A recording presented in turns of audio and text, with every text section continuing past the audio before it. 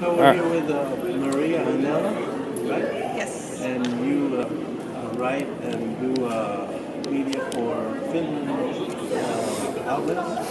Yes, I represent the Finnish News Agency, which is kind of like AP in Finland, a news agency, a wire service that distributes news articles to different media outlets all over Finland. Excellent. So, what do you think is the most important issue here in this election? Well, I think in Europe, everybody is interested to see who wins the election and how that might affect relations between the US and Finland. We're confident that Finland and US will continue to have good relations as they have in the past, but still, always when the power changes hands, it's interesting to see who ends up getting the power and how that person, what attitudes they might have towards Europe and Finland.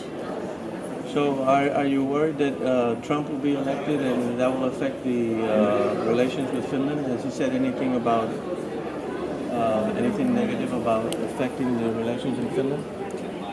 Trump hasn't commented Finland as such. He commented on NATO, and Finland is not a NATO member, but we're a NATO ally. And he did comment on NATO just a few days ago, saying that NATO might not step up to defend Estonia, for example, if Russia invaded Estonia the same way they invaded Ukraine. And that has caused a lot of stir and concern all over Europe, also in Finland, even though we're not in NATO, because Estonians they're our neighbors, and we have a very similar language. We're related genetically to them, even though they're a much smaller nation and got less lucky during the Soviet era when Soviets annexed them, but were unable to annex Finland. But we have a lot of sympathy for them because Soviets tried to annex us as well. So. You got Finlandized, right? That's a word already?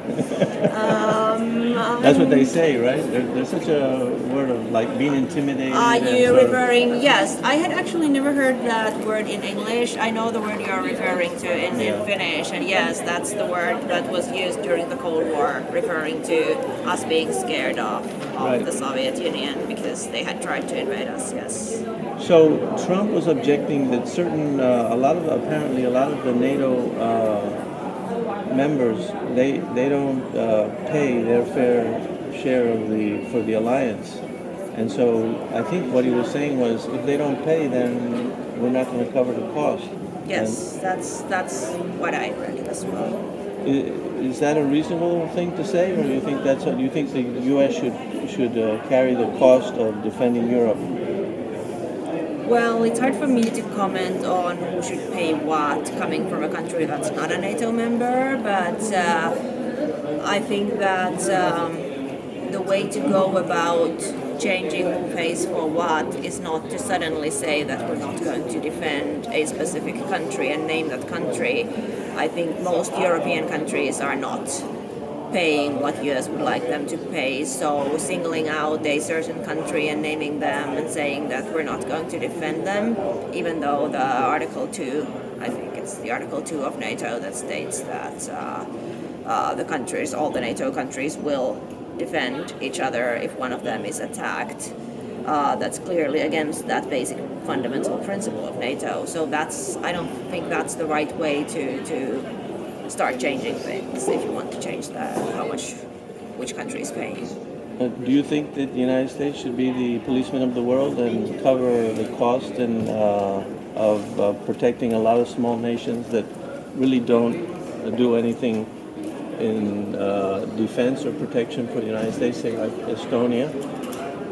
I'm not really comfortable giving my personal political opinions because in Finland it's considered very important that journalists remain neutral in everything they say in public. We obviously have our own opinions, we vote in our own elections and all that, but we don't comment who we vote for or what our political alliances are in public because that might compromise how the readers or television viewers view our neutrality, our ability to cover the issues in a fair way.